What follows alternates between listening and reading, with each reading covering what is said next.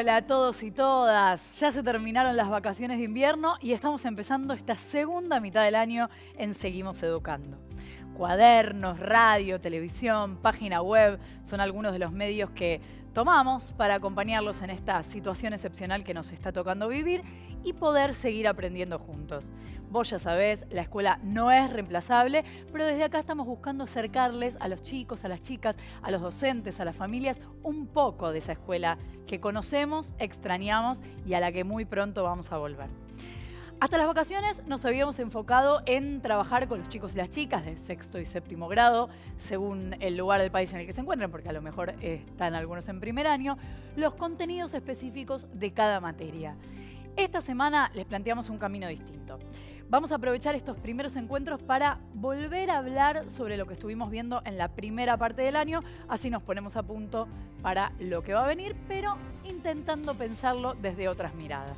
Aquí estamos, obviamente, otra vez con la profe Maga. Maga, ¿cómo te va? Muy bien, ¿cómo estás, Flor?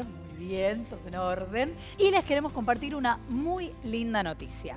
En algunas zonas del país se está trabajando en los preparativos para volver a las aulas, ¿no es cierto? Así es, se están acondicionando todos los espacios de las escuelas y colegios, repartiendo los insumos necesarios, realizando capacitaciones para toda la comunidad educativa, preparándose para esta nueva etapa y cada jurisdicción está trabajando para definir bien los detalles de cada caso, cada escuela, cada región. ¿Es así, Flor? Claro, llegamos a esta instancia gracias a la colaboración de todos y todas, así que es muy importante que cuidemos este logro. Por eso hay que estar muy atentos al protocolo y a todas las recomendaciones para cuidarnos a nosotros y para cuidar a los demás. Así que atentos con eso.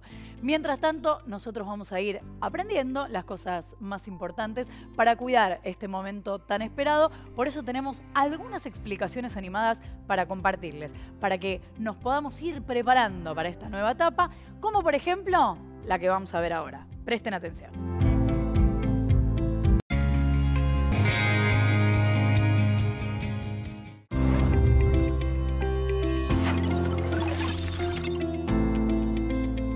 De a poco en algunas partes del país nos estamos preparando para el regreso a las aulas. Es un paso importante y por eso tenemos que cuidarlo. Cada jurisdicción definirá los pasos a seguir, por lo cual el retorno se dará en forma escalonada, solo donde sea seguro.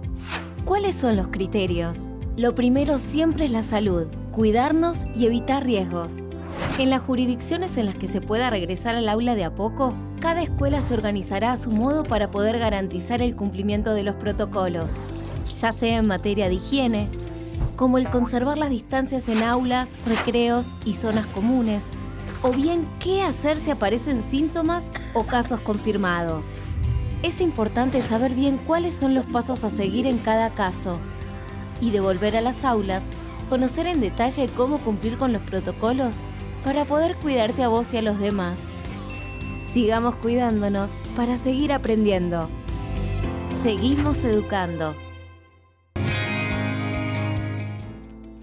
Y vamos a aprovechar estos primeros encuentros para volver a hablar sobre lo que estuvimos viendo en la primera parte del año y ponernos a punto para lo que va a venir. Esta semana la temática será el origen de la vida y del mundo, entre los mitos y la ciencia. Cómo influyen los avances científicos en las explicaciones sobre el mundo, el origen de la vida, el origen de la Tierra. Todo un tema, ¿no, Maga? Así es, sabemos que desde siempre la humanidad buscó explicaciones para comprender el mundo que nos rodea. La gran pregunta sobre el origen de las cosas, desde la vida misma en la Tierra hasta las cosas más sencillas, estuvieron en el centro de las búsquedas de todas las civilizaciones. Las primeras de ellas nos llegan a través de los mitos y las leyendas. Pero, ¿qué son los mitos, Flor? Exacto, Maga. Y para eso tenemos un material para mostrarles.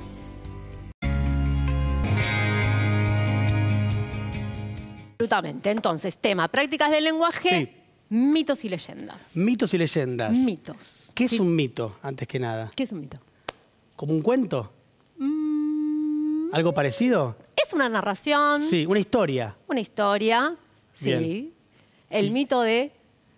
No sé, por ejemplo, si me hago pis en la pileta, por ejemplo, viste que cuando te haces pis en la pileta dicen que si vos haces pis adentro de una pileta, esa pileta tiene como un químico y se vuelve toda azul, ponele. ¿Esto es como un mito? No sé. sería un mito eso. No lo escuché y debo confesar que, por suerte, en algunas de las piletas en las que yo anduve, No ha pasado había de eso. Menos mal. Pero mal. como mito para que la gente no haga pis en la pileta está bueno. Sí, No. obvio. Vamos a hablar de los mitos clásicos. Ok, bien. Los mitos clásicos son mitos, son historias, tienen algo parecido a por ahí los cuentos infantiles, pero son mitos que la humanidad ha ido creando, o relatos que la humanidad ha ido creando para dar explicaciones a cuestiones de lo que lo circundaba o grandes cuestiones que para encontrarle un sentido a por qué eso existe o es como es, se armaron ciertos relatos o narraciones. O sea, cosas que los seres humanos no nos podíamos explicar. Que en ese momento quienes crearon estos mitos no las podían explicar. Claro. Hoy, con algunos elementos más de la ciencia, la tecnología y explicaciones de nuestro tiempo, por ahí nos parecen muy como un cuento fantasioso, pero en ese momento son civilizaciones que fueron buscando explicaciones a elementos por ahí de la naturaleza o de cuestiones que los circundaban que no tenían una explicación que hoy nosotros diríamos racional de por qué existe. Claro. ¿Quiénes han sido los grandes creadores de los mitos? Una civilización fantástica en un montón de aspectos, que es la civilización de los griegos. Ah, los queridos y viejos y importantes griegos. Exactamente. Ok. Que además de la democracia y otros aportes que han hecho a la humanidad, hay ciertos relatos que buscaron explicar cómo surgieron cuestiones que nos rodean en el mundo y la naturaleza, Sí. que han ido inventando algunas cuestiones de por qué existen y cómo existen y demás. Lo más maravilloso de los mitos, Diego, es que como explicación de estas cuestiones tenían la particularidad de ser narraciones orales. Ok.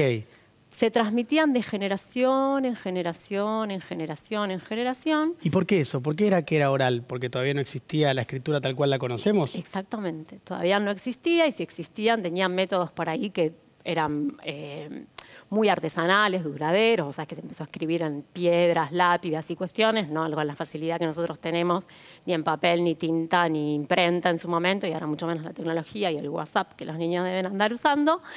Pero lo maravilloso de esto es que el mito se repite, pero a la vez se transforma. ¿A vos te ha pasado alguna vez que te cuenten un cuento, que no es que te lo lean, sino que... Sí, me pasó mucho. Mi papá me contaba muchos cuentos antes de que me fuera a dormir, cosa que por supuesto me encantaba. De hecho, eso hizo que hoy me guste mucho leer, me gusten mucho los cuentos en general. Me quedó desde que era muy chiquitito. Y cada vez que, ponele, me contaba un mismo cuento, ¿no? Me contaba Blancanieves y los 7 enanitos. Doy un ejemplo. Hay muchos, pero doy un ejemplo. Me contaba ese y la esencia del cuento era la misma, siempre.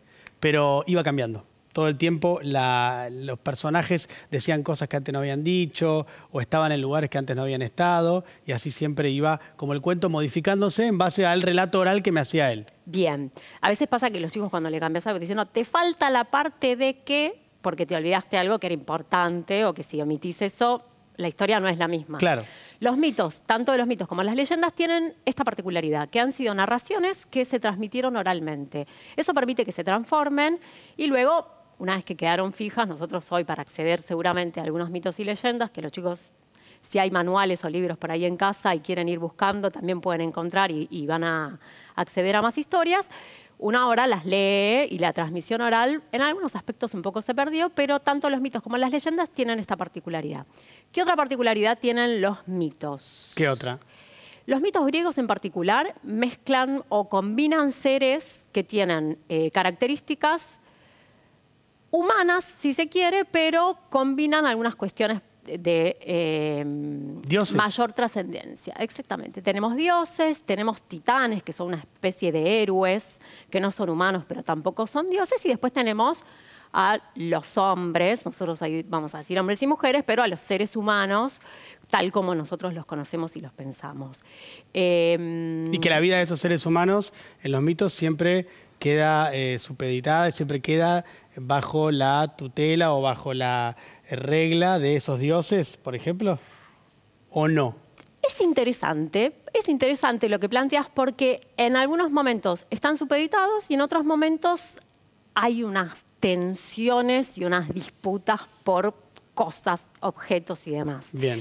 ¿Qué otra característica tienen los mitos y leyendas? Así como los mitos explican cuestiones bastante generales, de cuestiones que nos circundan, del mundo, cómo se crearon algunas cuestiones de la naturaleza, las leyendas, a diferencia de eso, tienen algún arraigo natural más específico. O sea, ¿esa es una diferencia entre un mito y una leyenda? La diferencia entre un mito y una leyenda podríamos decir que es eso, que es que las leyendas sí tienen un arraigo más específico a objetos o cuestiones que nosotros podemos ver en lo que nos circunda, y los mitos dan unas explicaciones y narraciones muchísimo más generales que terminan conformando una cosmovisión. Como si pudieran explicar todas las cuestiones que inquietaron a la humanidad. Está muy bien. ¿Te parece si repasamos, porque ya contaste varias cosas, repasamos un poco lo que aprendimos hasta ahora, arrancando por lo primero que dijiste, que era lo de qué es un mito, y seguimos por ahí? Dale. Si tenemos que hacer una síntesis. Una síntesis, como un repaso muy breve, muy breve. Hicieron caso, dieron bolilla, tienen la carpeta abierta, la virome o el lápiz o lo que encontraron por ahí para escribir. Estamos viendo mitos que, como necesidad de la humanidad de explicar las cuestiones que le generan interrogantes o lo circundan, explicaron cuestiones del mundo en el que les tocó vivir a la humanidad. En particular estamos viendo mitos griegos, ¿sí? Estos mitos griegos tienen un componente interesante donde hay dioses, donde hay titanes o héroes y donde aparece la humanidad con algunas de sus características, sus inquietudes, sus cuestiones problemáticas, ¿por qué no? ¿Qué más? Y después también vimos un mito muy particular, que era para explicar un poco con un ejemplo todo lo que habías contado, que es el mito de Pandora. Vimos en particular el mito de Pandora, y lo que es bien interesante saber es que este mito y cada uno de los que podemos ir viendo conforman una mitología, ¿no? Que es una cosmovisión, como si se pudiera explicar el mundo a partir de pequeñas o grandes narraciones que explican cómo es o cómo se ha ido creando el mundo que hoy existe. Y también podemos introducir que, como diferencia a esto, capaz que en algún momento lo podemos ver, existen leyendas. Que las leyendas por ahí no están tan alejadas en cuanto a los relatos y tienen más indicios materiales o cercanos a cuestiones que podemos encontrar a nuestro alrededor hoy. Hagamos algo para cerrar este momento que tiene que ver con los mitos y las leyendas. Repasemos lo más importante, lo central, lo que tienen que saber sí o sí de mitos y de leyendas. Si yo les tomara una prueba, ahora, vos decís, si querés yo participo también de la prueba. Si yo pregunto qué es un mito, nos tenemos que acordar que, uno, sí, es una narración.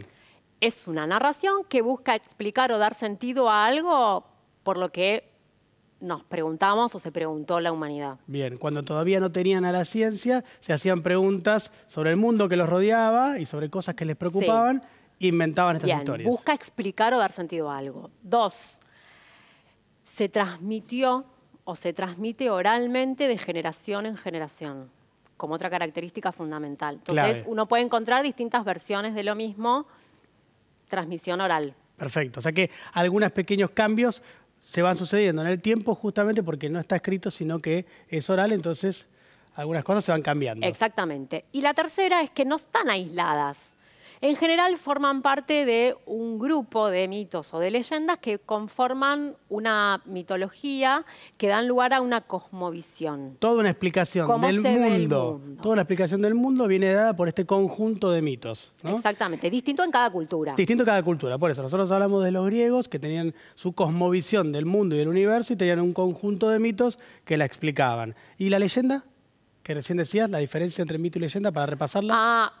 Interesante lo que propones. Entonces, en común tienen estas cuestiones. La leyenda, a diferencia de los mitos, tiene un arraigo o tiene objetos o cuestiones materiales que se pueden ver o percibir en nuestros días hoy y no son tan trascendentales, vamos a decir. Dimos el ejemplo del cerro. Bien, queda clarísimo, Pau.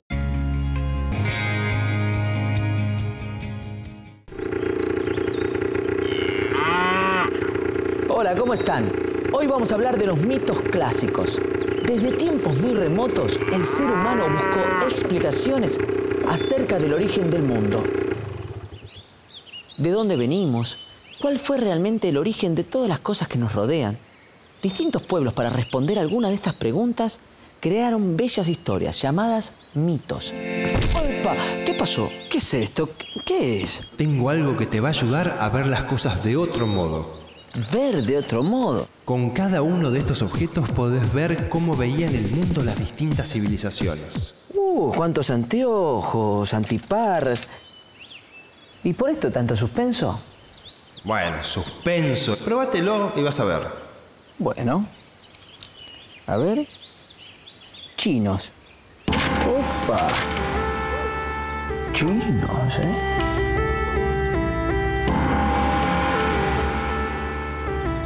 ¡Hola, la!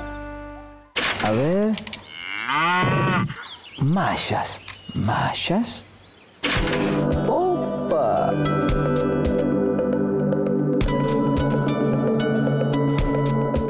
Sí. Mayas, A ver. Hindúes. ¡Hola, hindúes!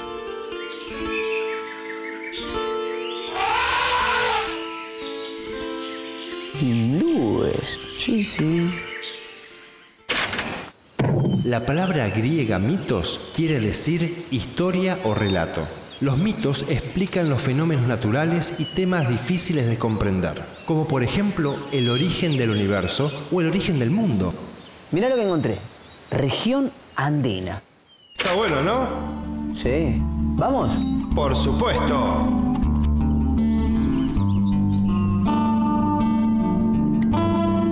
Un templo inca.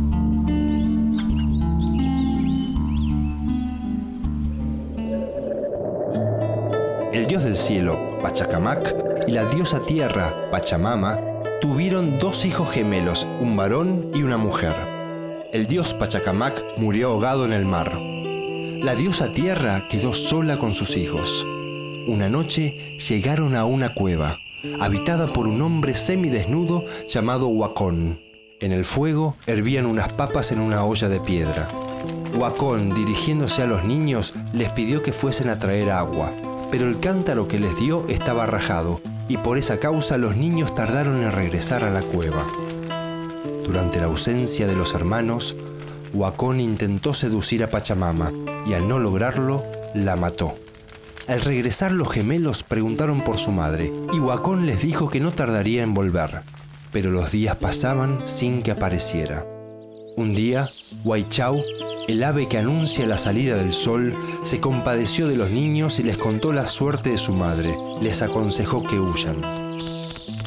Los 2 hermanos obedecieron y en su huida se encontraron con Añas, la zorra, que les ofreció refugio en su madriguera. Esa noche, la niña soñó como ella lanzaba su sombrero al aire y allí quedaba. Y lo mismo sucedía con su ropa. Al despertar, se lo contó a su hermano, y mientras intentaba entender el significado del sueño, vieron bajar del cielo una larga soga. Sorprendidos, decidieron trepar por la cuerda y ver a dónde les conducía. Subieron, y llegaron al cielo donde hallaron a Pachacamac, que se había apiadado de ellos por sus desventuras. Reunidos con su padre, fueron convertidos, el niño en el sol y la niña en la luna. En cuanto a Pachamama, quedó para siempre bajo la forma de un imponente cerro nevado llamado hasta el día de hoy la Viuda. Ah, ahora entiendo. Entonces Pachacamac premió a la Pachamama por su fidelidad con el don de hacer fértil la tierra. Claro, el dios del cielo envía las lluvias a través de la Pachamama y fertiliza las tierras y hace que broten las plantas. Entonces, el origen de este mito surge por la necesidad de mantener un equilibrio entre el hombre y la naturaleza. Por supuesto. Vemos que los mitos dan explicaciones. Y vimos un mito inca que explica la relación entre los hombres y las mujeres con la naturaleza. Bueno, ¿cuál es el aporte que hoy hace la ciencia? Entre los mitos y la ciencia, ¿cómo influyen los avances científicos en las explicaciones sobre el mundo? El origen de la vida, el origen de la Tierra. Vamos a seguir preguntándonos sobre el origen de las cosas. Ya vimos cómo lo explicaban las civilizaciones antiguas y ahora avanzaremos sobre las explicaciones de la ciencia. ¿Es así, Maga? Es cierto, sí. Si bien seguimos disfrutando de los mitos y las leyendas, que sus obras clásicas de nuestras culturas, el avance de la ciencia ha permitido encontrar nuevas explicaciones para tan viejas preguntas. Sin embargo, ¿ha encontrado la ciencia explicaciones absolutas? ¿Explicaciones que conformen a todos y a todas? ¿Cuántas preguntas que nos hacemos al respecto? Vamos a ver un repaso de la clase que vimos sobre esto.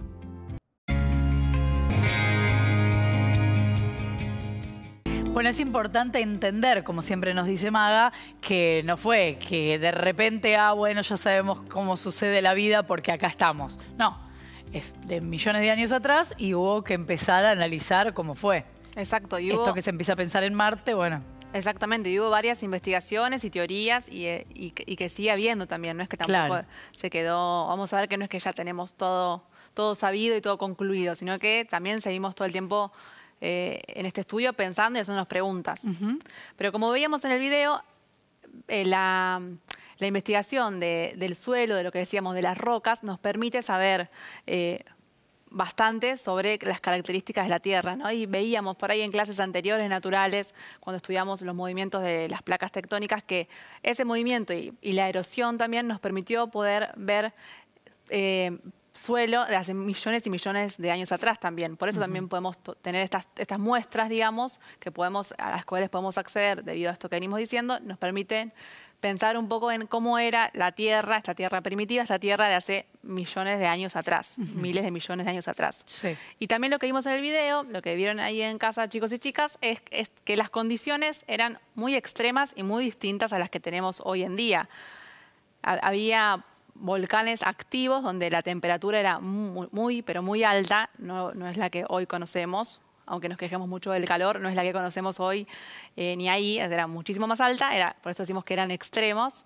Y también vimos que no estaba formada la capa de ozono, o sea, no había posibilidad de protegernos de las radiaciones solares. Entonces teníamos unas radiaciones solares muy fuertes, que también aumentaban la temperatura, los volcanes con temperatura alta, y también veíamos que tormentas eléctricas, que eso vamos a ver que esas tormentas eléctricas que daban energía, vamos a ver después qué función cumplió esta energía, generaba todas unas condiciones climáticas y ambientes muy extremas en estos miles y millones de años atrás, ¿no?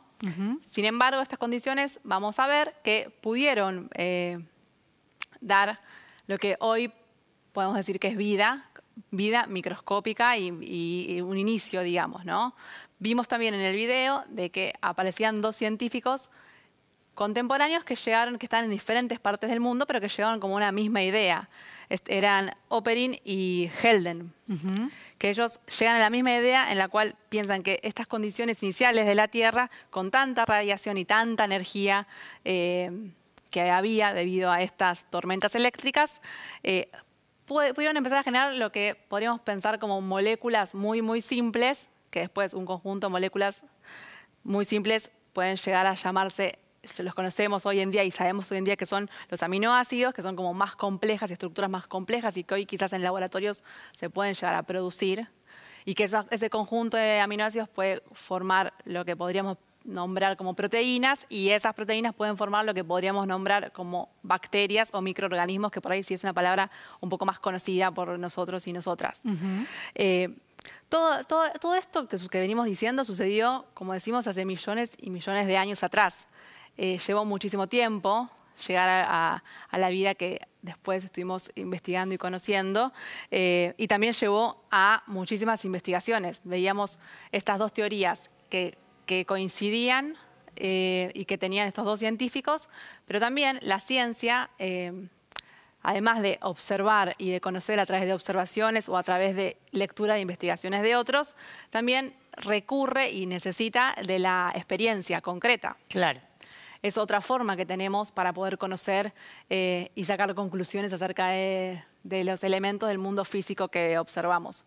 Y entonces apareció también un científico que propuso de alguna forma crear estas condiciones que se veían en esta Tierra primitiva, para ver realmente si era posible que a partir de todas estas condiciones y debido a este movimiento de gases, temperatura y energía eléctrica a partir de las tormentas, pudiera generar vida.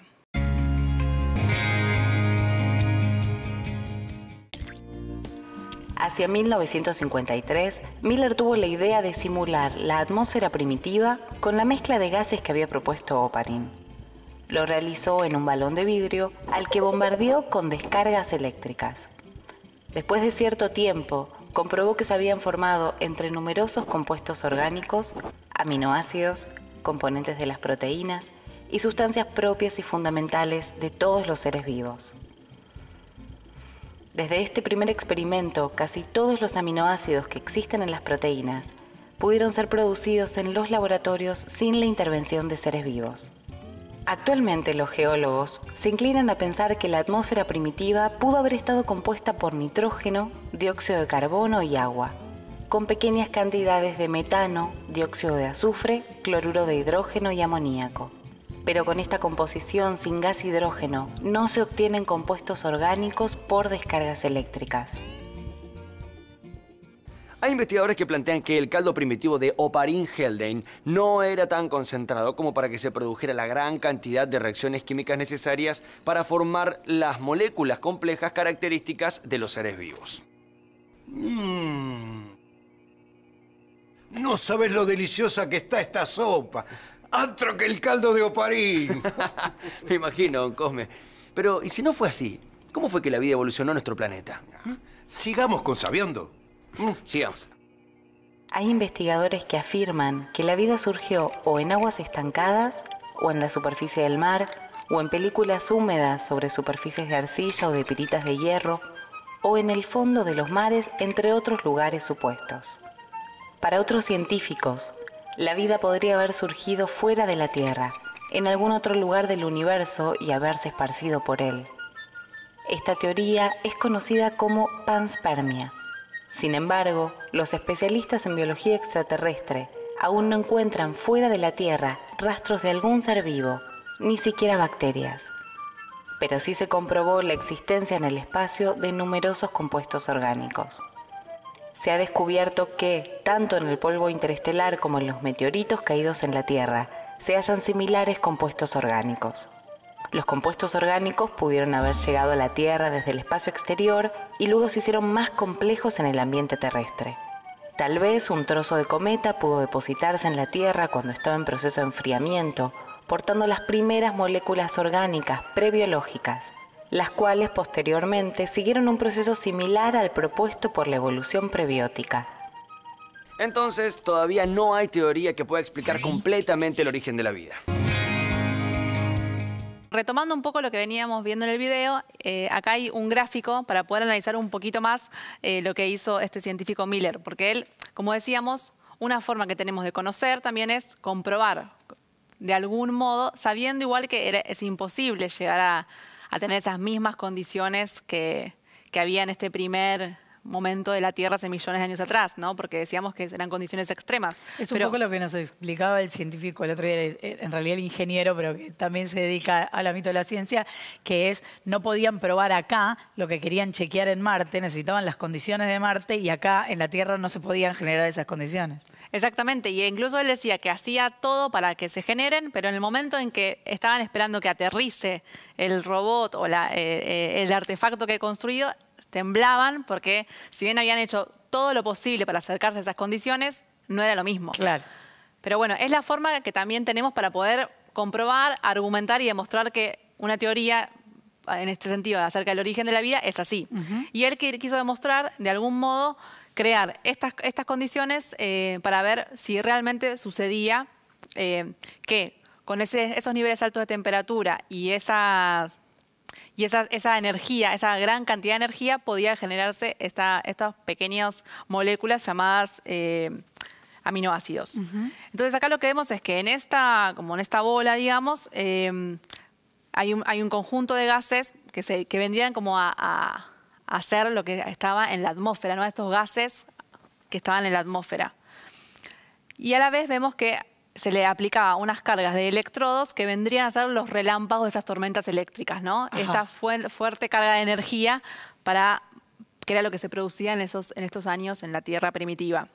Y también vemos que pudieron como aumentar la cantidad de temperatura pensando en una fuente de calor donde calentaban agua y podían también llevar acá altas cantidades de temperatura. Entonces lograban de algún modo reproducir las temperaturas altas y la energía alta también. Y a partir de eso entonces pudieron comprobar que efectivamente acá lo que se ve es que hay agua fría, porque para poder tomar muestras de estos compuestos orgánicos necesitaban que vuelva a estar en un estado líquido. Entonces, para poder pasar de este estado gaseoso a un estado líquido, enfriaban acá el agua y tomaban después acá las muestras, ¿no? Ajá. Y así pudieron comprobar, esto después se hace. No es que en un laboratorio se genera vida, pero sí en los laboratorios hoy se pueden generar como algunos compuestos orgánicos como proteínas, como aminoácidos y demás. O sea que como esto fue comprobado, digamos. Y por ahora es una de las teorías acerca de cómo se originó la vida. Ajá. También hay otras teorías acerca de cómo se originó, y algunos científicos plantean que esta cantidad de gases no era suficiente o que había que tener otras condiciones para que surgiera la vida. También vimos en el video que había algunos que pensaban que la vida podía haber surgido en el fondo del mar o en algunos charcos de agua más pantanosa. O sea, como vemos, hay distintas teorías y cada una tiene sus argumentos y sus pruebas para demostrar, bueno, pienso esto por estas cuestiones, digamos. Y a la vez otros también pensaron esto que veníamos diciendo al inicio, acerca de cómo conocer el suelo de otro planeta nos puede ayudar a pensar el nuestro, porque otros pensaron que, bueno, también algunos compuestos que vinieron en asteroides que llegaron de otros planetas. ¿Se acuerdan que hablamos que cayó un asteroide una vez? Sí. Un fragmento, una parte de un meteorito de Marte acá. Sí. Bueno, que veíamos como restos de suelo ahí de Marte y que había algún indicio de un resto fósil. Bueno, eso también podría dar cuenta de que en otro lado hubo vida. Todavía tampoco no hay certezas, no podemos como decir a ciencia cierta, bueno, esto es así y hay efectivamente vida en otro planeta. Igual aunque hay muchas cosas que no sabemos y queda mucho por averiguar, también nos ayuda a pensar, como cuando en sociales pensamos no somos solamente un país, somos una región, y también pensar somos un planeta, somos un universo, como hay un montón más que lo que estamos acá. Exactamente, nosotros siempre nos pensamos desde donde podemos, que desde donde estamos, pero podemos pensar, bueno, si estas condiciones no fueron necesarias y faltaban condiciones para que haya vida acá, la vida vino de otro lado. Por ejemplo, acá tenemos algunas imágenes de estos meteoritos que cayeron de Marte y estas imágenes que vimos la otra vez de restos fósiles. Bueno, si no surgió acá la vida, surgió en otro lado y vino hacia acá. Claro. Que tampoco está comprobado, pero como decís vos, es un poco inmenso pensar en esto del universo y pensar claro. De dónde viene eso. O no hay vida en ningún lado y estamos solos, o hay vida en otro lado y cómo es esa vida. ¿Y cómo ¿no? seguirá todo esto? Exactamente. Claro. Y en relación a eso, hay un escritor de ciencia ficción, también venimos como pensando esto de cómo la ciencia alimenta la literatura y cómo hay un juego entre la ciencia y la literatura.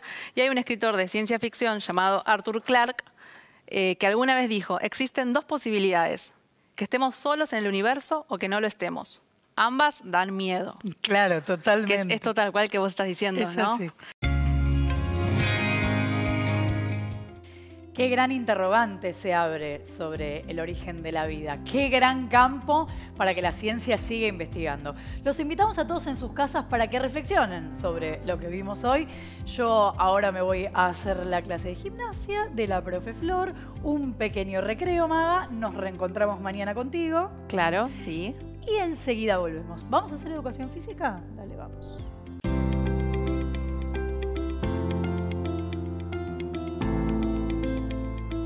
Ya está con nosotros la profe Flor. ¿Qué hace, Florcita? ¿Cómo estamos? Hola, Diego, ¿cómo estás? ¿Todo bien? bien? ¿Qué onda? Bien, todo tranquilo. ¿Estamos con energía? Mucha energía, como siempre. Yo siempre te veo con energía, vos. ¿Viste? Somos así. Y porque los profes de educación física están como, ¿no? Tienen ahí como siempre mucha power polenta. eso. Eso, sí. Tienen mucha polenta, están muy bien. ¿Y hoy qué vamos a hacer? Adelantame lo que vamos a hacer hoy. Bueno, hoy vamos a hacer abdominales, distintos tipos de abdominales. Y para eso vamos a necesitar... yo tengo peluches, pero pueden usar lo que quieran. Si quieren usar ropa, medias, lo que sea, está bien. Y también unos ¿Para conitos... qué es eso, Florcita? ¿Para tener en los pies? Claro, lo vamos ¿no? a usar con las manos y con los pies. Vamos Bien. a trabajar un poco de coordinación también. Bien. Y también unos conitos que yo tengo, pero si no tienen pueden usar botellitas de agua. O vaso de plástico. O vasitos, lo que no se rompa, obviamente. Claro, de plástico. Pero sí, lo que tengan en casa va a estar bien. Va a estar bien, ¿Sí? va a Para sumar. derribarlos va a ser eso. Sí. Perfecto. Bueno, así que ya saben, vayan agarrando esas cosas, que seguramente muchos de ustedes ya algo en el recreo estuvieron agarrando. Aprovechen ahora para ir a agarrar esas cositas. Y recuerden que una vez que lo tengan, empezamos ya la clase con Flor. Así que, Flor, ¿vos estás lista ya? Yo estoy lista. Entonces, dale todo tuyo, educación física. Bueno, para esto, si necesitan correr algunos muebles, está perfecto, porque vamos a necesitar un pedacito de espacio, ¿sí? Lo vamos a hacer todos en el piso. ¿Qué vamos a hacer? Vamos a poner los peluches o lo que hayan agarrado a un costadito. ¿Por qué? Voy a tener que subirlos en algo que tenga, si tienen una caja, una mesita de luz, una silla también va a servir. Bueno, perfecto. ¿Qué voy a hacer? Lo voy a tener que agarrar con los dos pies. Apoyo las manos atrás, agarro con los dos pies juntos y lo voy a subir, pero no lo puedo soltar hasta apoyarlo. ¿Sí? Voy a seguir con el otro. Ahí va. Perfecto. No lo saco. ¿Qué hago? Sigo, pero ahora los voy a llevar al otro lado. Hasta no apoyarlo en el piso, no voy a frenar. Eso. Te va a hacer mucha fuerza con la panza. ¿Sí? Bueno, este es uno de los juegos. El otro que vamos a hacer, vamos a necesitar las botellitas o conitos, si es que tienen. Acuérdense que sea de plástico para que no se rompa, porque los voy a tener que derribar, ¿sí? Los vamos a poner acá. 1, 2, 3. Yo me voy a tener que acostar, vamos a hacer abdominales. Tengo que apoyar los dos pies en el piso, rodillas juntas, ¿sí? Los peluches van a ir atrás. Entonces, ¿qué voy a hacer? Voy a agarrar uno, pero ahora cuando me levanto voy a tratar de calcular para derribarlos. Acuérdense de no despegar los pies del piso y las rodillas juntas, ¿sí? Ese es otro. Y el último que vamos a hacer, vamos a volver a agarrar los peluches o lo que hayan agarrado para jugar. Los voy a volver a poner atrás, ¿sí? Me voy a acostar en el piso, calculo dónde están. Pero para esto vamos a hacer abdominales bolita. Entonces, ¿qué voy a hacer? Me voy a levantar, lo pongo en el pie, voy a estirar y lo voy a dejar del otro lado, ¿sí? Ahí, y estiro. Uno más. ¿Qué hago? Si terminé y quiero seguir, hago lo mismo pero al revés. Lo voy a agarrar y arriba. Acuérdense de no despegar las rodillas. Ahora, ¿dónde está el otro? Calculo. Lo agarro y lo llevo atrás. Uno más. Lo agarro, lo llevo atrás. ¿Sí? Acuérdense siempre de no mover mucho el cuello para no lastimarnos. No despegar los pies del piso, ¿sí? Así que, bueno, espero que les haya gustado. Otro que pueden hacer si están con alguna persona en casa, hermano, tío, primo, el que sea. ¿Qué hacen? Se ponen enfrentados, ¿sí? Se sientan. Por ejemplo, la otra persona va a estar del otro lado. Me acuesto, agarro el peluche, se lo paso y él va a hacer lo mismo y lo va a llevar para el otro lado. Y así le voy a pasar todos. Se lo paso y él lo lleva hasta el otro lado. ¿Sí? Pies apoyados en el piso, rodillas juntas. Se lo paso y él lo va a llevar para el otro lado. ¿Está bien? Bueno, ¿qué podemos hacer después para elongar abdominales? Importante. Estos son los abdominales, los cuadraditos que se les marcan acá a algunas personas. Esos son. Me pongo boca abajo, las manos van abajo de los hombros y voy a estirar y voy a mirar para arriba. ¿Sí? Van a sentir que les tira toda la panza. Y me quedo ahí, cuento hasta 15 o 20 y ya va a estar. ¿Sí? Así que bueno, espero que lo hagan en sus casas. Acuérdense de hacerlo con cosas que tengan, ¿sí? Cosas que no se rompan sobre todo. Y casi siempre hay algún peluche dando vueltas por ahí. Así que bueno, espero que les haya gustado, que lo practiquen en sus casas. Y ahora los voy a dejar con Diego y Paula. Beso grande. Gracias, profe Flor, que como siempre tiene una energía la profe y nos transmite eso, como ganas de seguirla en todo lo que propone.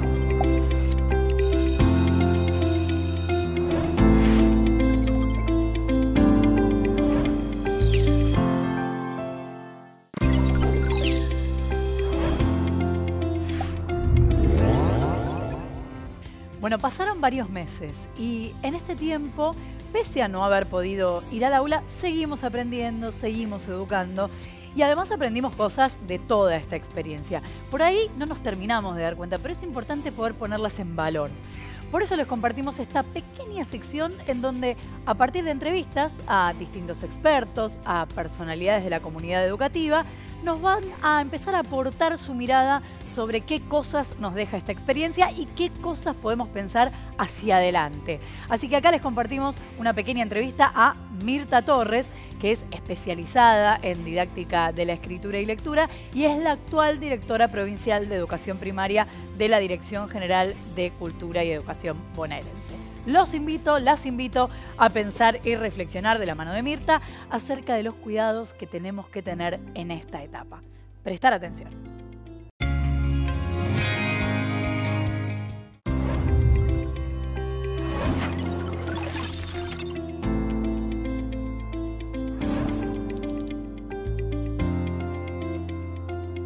Creo que estamos transitando una experiencia atípica e inesperada que va a impactar de algún modo en la organización de la escuela.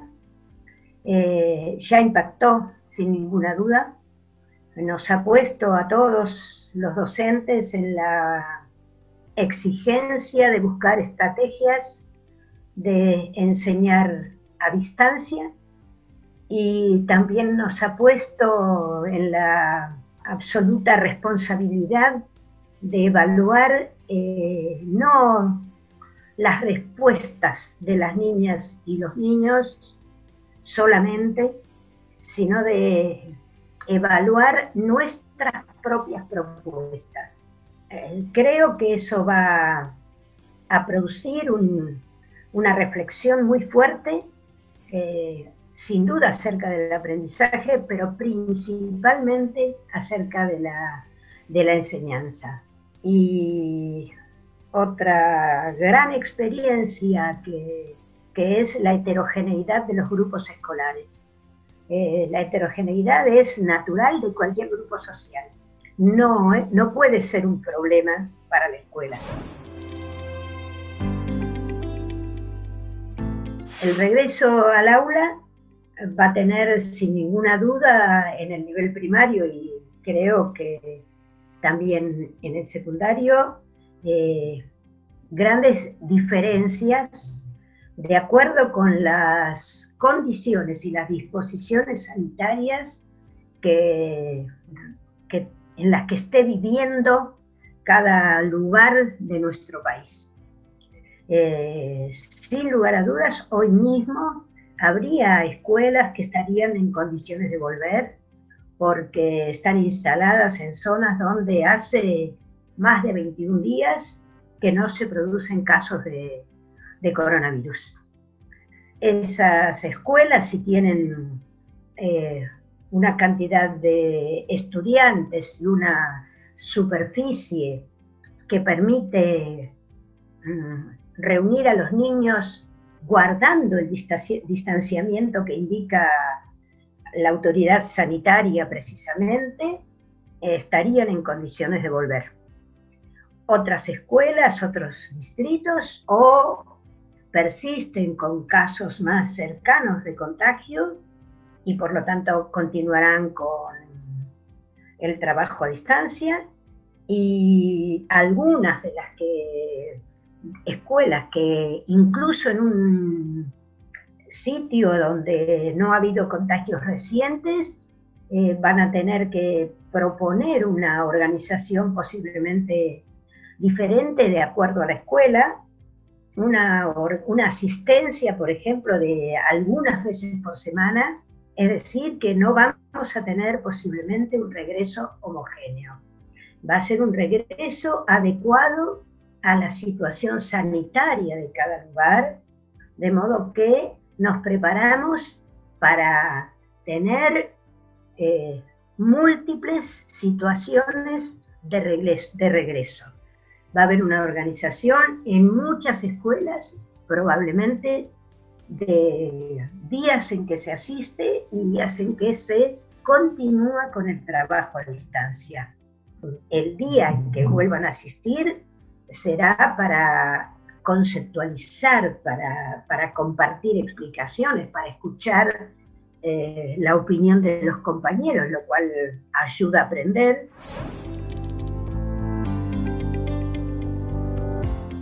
Si la instancia organizativa pasa en algunas escuelas a ser dual, es posible que el maestro elija el día en que los chicos vienen para la primera lectura de un texto, ¿sí? Por ejemplo, de una novela por capítulos, ¿sí? El maestro puede aprovechar para presentar la novela, el autor, el contexto, y leer los primeros capítulos y proponerle a chicas y chicos que lo comenten en su casa y lean un nuevo capítulo, porque esa contextualización la puede hacer el maestro. Hay que aprovechar el día en que se trabaja en el aula. En primer lugar, nos va a requerir un cuidado compartido con las familias, los docentes y también con la concientización de niñas y niños. Los traslados a la escuela tienen que ser caminando o bicicleta. En la escuela hay que asegurar el distanciamiento, como dijimos, y la higiene de las manos en lapsos dentro de la jornada escolar, así como la rehigienización de las aulas y la ventilación de las mismas, asegurar los momentos de recreo. No puede la escuela ignorar que estamos viviendo y hemos vivido una situación absolutamente inédita. No sabemos cuáles fueron las circunstancias vividas por cada niño y por cada docente y por cada adulto de la escuela en estos meses en que debimos guardar distanciamiento social. No podemos ignorar que esta es una historia social.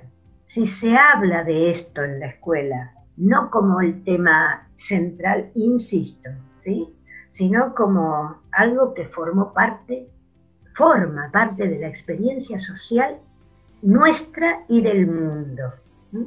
Y por lo tanto tiene que tener un lugar. No le dejemos a los niños el peso de una situación individual cuando es una experiencia social. Y focalizarnos fuertemente en que los niños retomen, revisen lo que se trabajó a distancia, para que el maestro vea qué será necesario fortalecer, qué enseñanza será necesario retomar, ampliar, profundizar, para que no pueda ninguno de nosotros pensar que hemos perdido el año. En este momento, una de las preocupaciones más grandes de la escuela, más fuertes, es el periodo de alfabetización inicial. Hemos invitado a las familias, a los adultos que están con los niños, a leerles a los niños.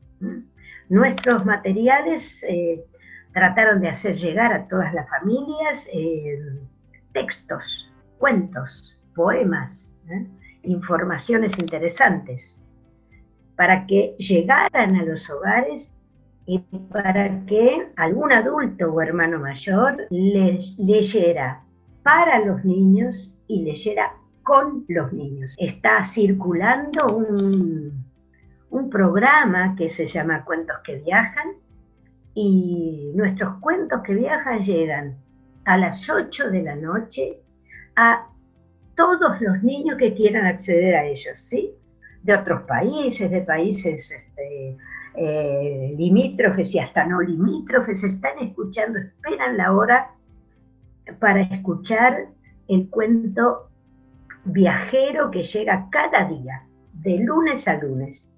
Lean con los chicos, hablen de lo que leen. Y hablar sobre ese cuento, y después escuchar el cuento viajero y reírse y comentarlo con alguien de la familia, colabora en la formación del lector, porque si un niño vive en una comunidad de lectores, es lector. Y el que es lector, rápidamente escribe. Esta es un poco la propuesta que intentamos sostener, formar lectores.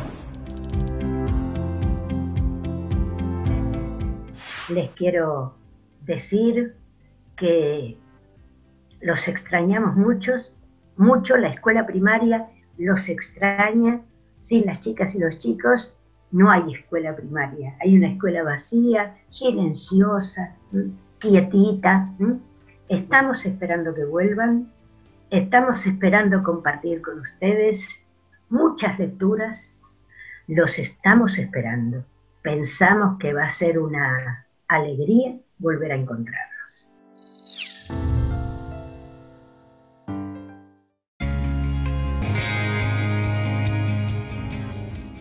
Si te quedan dudas de la clase de hoy o te interesa indagar sobre algo de lo que vimos, podés escribir al WhatsApp de Seguimos Educando, es el 11 3262 6362. También pueden visitar la página de Seguimos Educando, donde van a encontrar material desarrollado especialmente para acompañar a docentes y alumnos en esta etapa de escuela en casa. Y si en tu casa no tenés compu ni tenés internet, posiblemente alguien tenga algún celular, y recordá que navegar el sitio de Seguimos Educando es gratuito en todos los celulares, en todo el país, para que nadie se quede afuera del proceso de enseñanza y aprendizaje que estamos encarando. Nos vemos entonces en el próximo encuentro. Chao.